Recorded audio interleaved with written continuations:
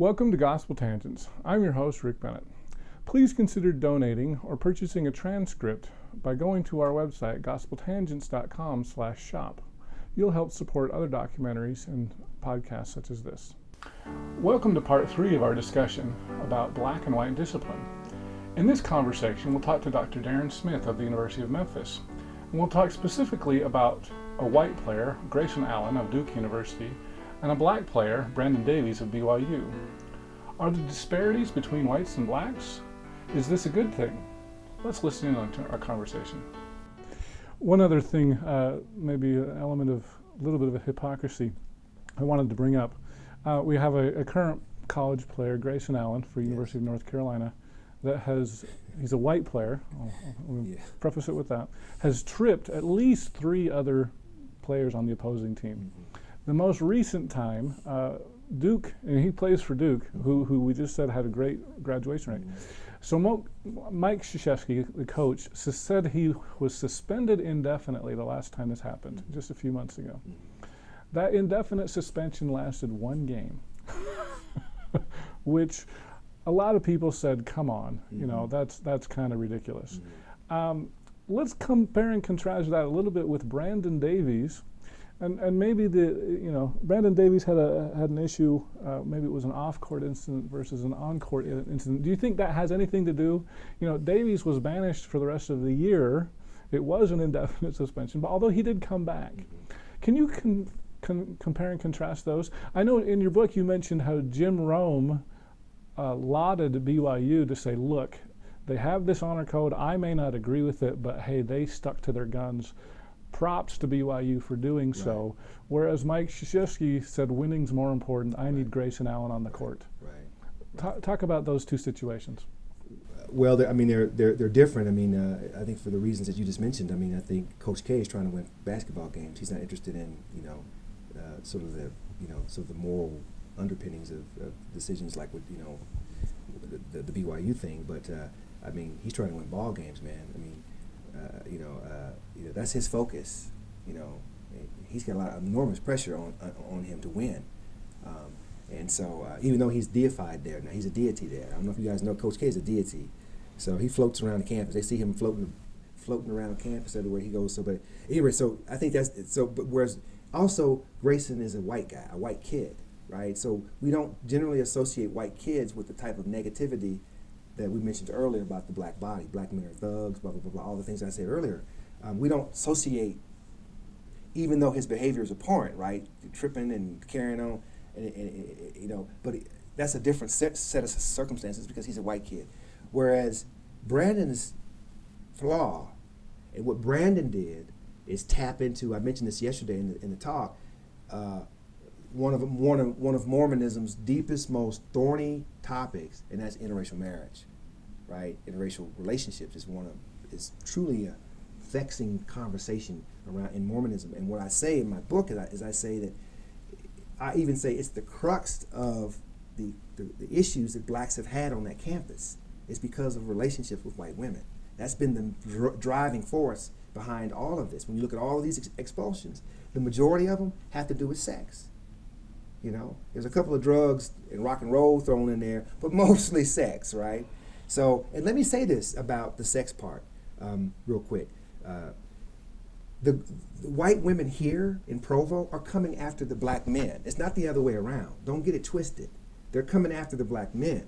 They've never been with black men before. They like black men. They find them interesting, exotic, or whatever they want. Whatever. It's the new flavor of the month.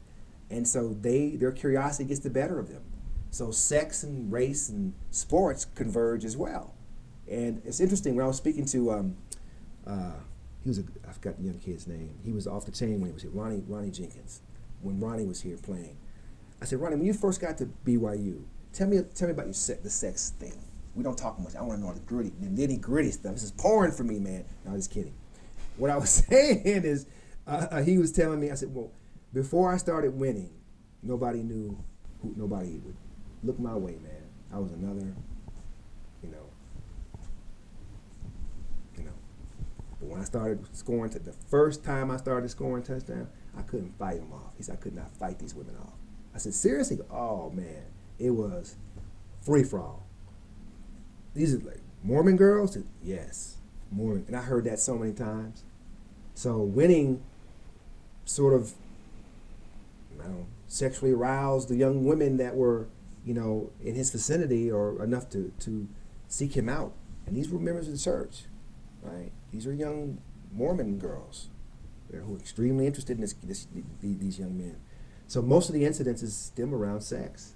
I mean, think about it. Think about Harold B. Lee's comment to, the president, Ernest L. Wilkinson. Remember his, if my daughter marries one of those, one of them, I'm gonna hold you responsible. I mean, that's just not a statement, isolated statement. That cuts at the core of Mormonism, right? The debate over the main issue being interracial sex and dating and marriage, like the story about some of the Black Pete things you were telling me about. It's really what this was about, man. And we see the modern incarnation of it play out in football. So, I mean, I wasn't an athlete, but I was a student at BYU and up at Rick's College. And I can tell you, it was a free for all. The young girls up there, and I wasn't a player, but I may as well have been. I was treated like one. I mean, even now people tell me I'm a player. They say, oh, they don't know who I am. They'll say, oh, yeah, are you a player? I mean, students will ask me, I'm a player. I mean, it's just it goes with being black and male, tall, wide, black and male. You're a player. You obviously played before, and sadly most have. So. Okay, so just wanted to follow up. Couple last questions. So as far as Jim Rome praising BYU for suspending Brandon Davies for the rest of the year, did you agree with Jim Rome's statement, or talk about that? I don't think Jim Rome understands the context. I don't think he understands. He's just looking at an incident, an isolated incident. He doesn't understand the deeper meaning behind it. So it was spoken out of context. It was spoken foolishly, without understanding what was the particulars behind this. I mean, Brandon was treated differently than most players in that he wasn't kicked off entirely like other players who were non-Mormon were. He got that courtesy extended to him. But the way he was paraded around and made the scapegoat, and to me, I know that had an effect on him, to be the whipping boy for, because there's already a stigma around Black people and sex. So now he's the poster boy for, inappropriate sexual relations as a Mormon. So I know he was carrying that stigma. I spoke to the young woman who was the girl who he got pregnant. There was a young woman that he got pregnant that was attending UVU, and she gave birth to his child. And Brandon signed over his parental rights. So the child was adopted by a member of her ward in California. So I think she still has access to the child. The young woman has since gotten married to someone else, and I think she's having her family. And Brandon, I think, played for he played up north somewhere, for some basketball team up north, NBA for a very short time, and he left there and went overseas. I think that's where he is right now. That's a tortured dude, man. He's a tortured. He reminds me a lot of his experiences would be very akin to Colin Kaepernick, right? Not having ever been around Black people before, then boom, he's just all of a sudden around, and to see him struggle with that identity, those identity clashes. I'd love to be a fly on the wall. I hope you enjoyed our discussion with Dr. Darron Smith. In our next episode, we're going to talk about graduation rates across the country, and we'll look and see how BYU compares. For instance, in Tennessee, where I live, Vanderbilt has a very high GSR score, right? The graduation student record. So basically, when the student graduates from college, the university guarantees the student will graduate within a 6-year period after they finish their years of eligibility. In this situation, the students there have a much higher GSR. They finish, they graduate, because that's the mission of Vanderbilt is education, not football. That's why they don't do very well. Occasionally, they'll do okay in basketball. Occasionally, and then you have a fluke year where they'll have a decent team. But generally, Vanderbilt, when I was there in Nashville as a youth, never did well, because that wasn't their mission. Their mission was education.